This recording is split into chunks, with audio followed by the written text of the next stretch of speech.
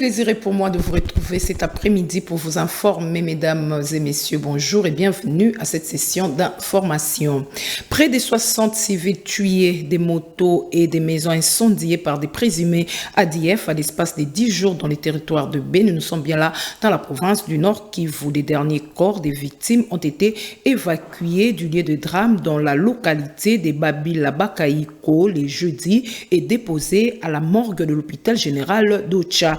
La société civile s'inquiète du sort d'une dizaine d'autres civils portés disparus dans la zone. Elle invite par ailleurs l'armée à arrêter de jouer à la défensive. Procès Nanga et consorts, les interrogatoires se poursuivent ce vendredi. Hier jeudi, plusieurs révélations ont été faites. Le prévenu Eric Kouba, bras droit de Corneille Nanga, a indiqué que lui et les autres partisans de l'AFC logés dans les appartements du général Muhoozi, fils du président ougandais Yoweri Museveni. Suivez. On était nombreux. Dans cette réunion-là, Ephraim était dans cette réunion. Oui. À l'audience de ce jeudi, des révélations faites ont rendu un peu plus clairs les soupçons de l'opinion. En ce qui concerne le contact et soutien de ce mouvement de rebelles, Eric Kouba, cofondateur de l'AFC, a indiqué avoir bénéficié des logements du général Muhoozi, fils du président ougandais Yoweri Museveni. Admettant que c'est lui qui organisait tout, ce membre actif de l'AFC a aussi mentionné le général rwandais Jean-Paul Niraoubutama comme ami et partenaire de sécurité civile. À en croire ses propos, les FARDC seraient infiltrés par les militaires rwandais. Monsieur le Président, je n'ai vu aucune aide. J'étais à Rutshuru, je n'ai vu aucun Rwandais. Au contraire. Peut-être vous l'ignorez, mais dans les FARDC, il y a aussi des Rwandais. Monsieur le Président, je vous informe ici que le Rwanda, c'est un pays qui a 3 tribus. Il y a les Hutus, les Tutsis et les Twa. Les Twa, ce sont des Pygmées. Mais il y a les petits... Mon frère qui est là, vous aurez l'état de l'attendre. Lik Bishori, il a été arrêté par les FDLR.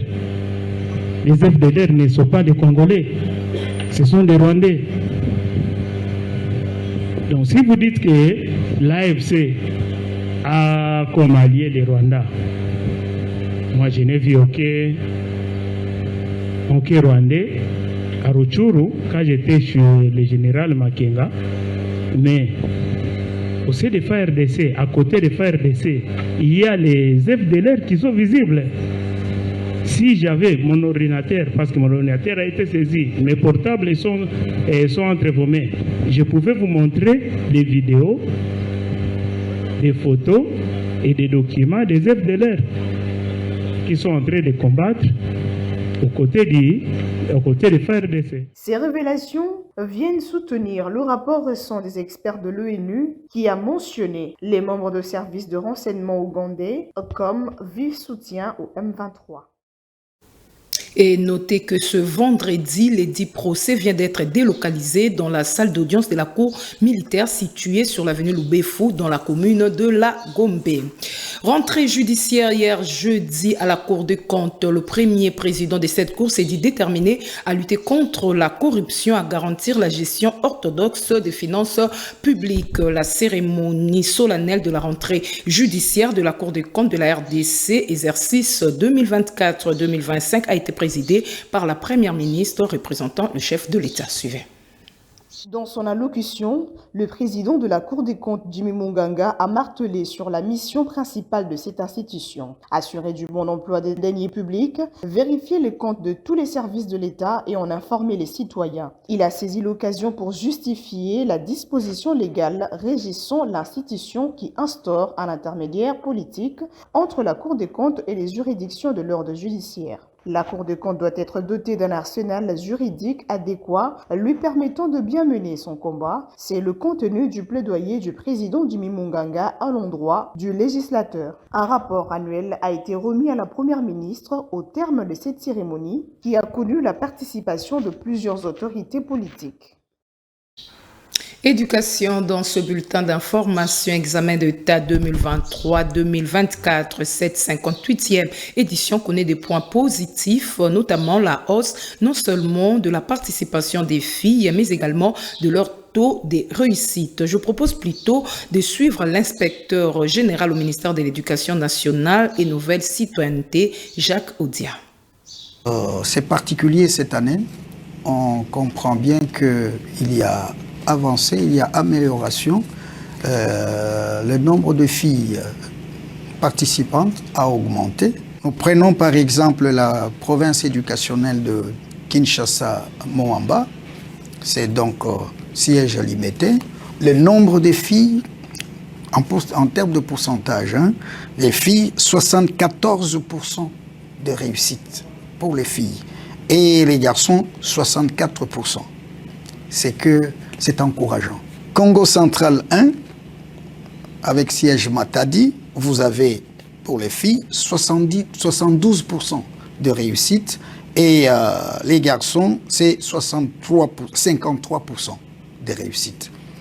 Le palmarès restera d'usage au sein de notre administration et nous verrons des institutions qui pourront bénéficier qui pourront recevoir ces palmarès. Donc on n'en aura plus dans les réseaux sociaux parce que ça nous amène toujours à des dérapages, à la fraude, à l'escroquerie et à toutes sortes d'antivaleurs.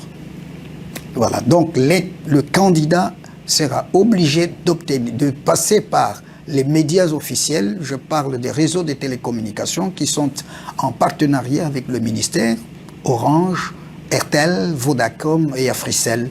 Ce sont ceux-là qui fourniront les noms des candidats et le pourcentage qu'ils auront réalisé. On ne publie pas l'ensemble du pays en un jour. Ça, vous le savez, c'est la tradition. Depuis que l'examen d'État existe, en 1967, on publie au fur et à mesure que le contrôle est fait. On y va mollo mollo, mais on arrêtera la publication aux alentours du 24 août, comme annoncé au départ. Donc, aujourd'hui, on commence. Demain, si vous avez à saupoudrer votre tête, faites-le chez vous à la maison, à domicile. N'allez pas dans la rue pour perturber l'ordre public. Je peux déjà annoncer que ce soir ou demain, nous avons Moamba, c'est Kinshasa, une partie de Kinshasa. Vous avez également le plateau. Le plateau, c'est prêt. On publie également le Congo central 1 avec siège Matadi. Vous avez également l'Équateur 1, c'est Mbandaka. Et sport, pour terminer, accusé d'avoir rompu unilatéralement son contrat avec le Saint-Éloi Lupopo pour s'engager avec les rivales, le tout-puissant Mazembe, Dieu Benindo Ngala fait part de sa version des faits. Hier, jeudi, les joueurs ne reconnaissent pas avoir signé un contrat de 5 ans avec Lupopo, mais plutôt d'une seule saison. Son contrat ayant expiré, il est libre de s'engager où il veut, nous dit Shadrach Tinta. Au cœur d'une grande polémique depuis son transfert au tout-puissant Mazembe, Dieu Benindo Ngala est monté au créneau pour apporter sa version des faits. Pour le latéral droit, lui et le Saint-Éloi Lupopo étaient liés que pour un bail d'une saison. Les délais étant expirés, il a donc pris la décision de signer au tout-puissant Mazembe. Les supporters balanda polémique ont été donc c'est du mensonge balanda polémique ont été. Que les supporters ne suivent pas cette polémique. C'est du mensonge. Je suis contractuellement lié avec les FC Trinité qui m'avaient prêté pour une saison au FC Saint-Éloi Lupopo. Et à la fin de la saison, à l'expiration de ces bails, je suis donc libre de m'engager où je veux. Talaboye, ndonga la fois c'est le service. Président Nangazaki d'accord, président Jiponien Zazaki d'accord, il y a au servir. Mikanda Ponaya une saison à Lupopo. Concernant le contrat et les autres documents brandis par le Saint-Éloi Lupopo avec sa signature, le joueur ne reconnaît ni d'Adam ni d'Ève la véracité de ces documents. Je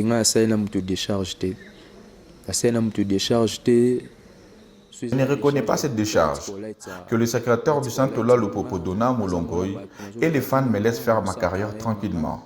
car je n'ai aucun problème avec eux. Tranquille, na sala carrière, na nga bien. Naza na problème na bango te na betaki, naza mutu contre Sili, na respecté contrat na bango contre Sili, naza libre au sala o nga na lingi. Pour rappel, le secrétaire général de Saint-Eloi Lupopo, Dona Moulongoi, lors d'un point de presse, avait signifié que Dieu Béni Ndongala est lié avec le Saint-Eloi Lupopo pour un bail de 5 ans et qu'il a unilatéralement rompu le contrat. Lupopo a promis de porter l'affaire vers les grandes instances du football international. Voilà qui met fin à ces bulletins d'information. Mesdames et messieurs, merci de nous avoir suivis. Le prochain rendez-vous avec l'actualité, c'est tout à l'heure à 19h30 avec Nico Kassanda. Au revoir et bon après-midi chez vous en compagnie de la télévision du Repos.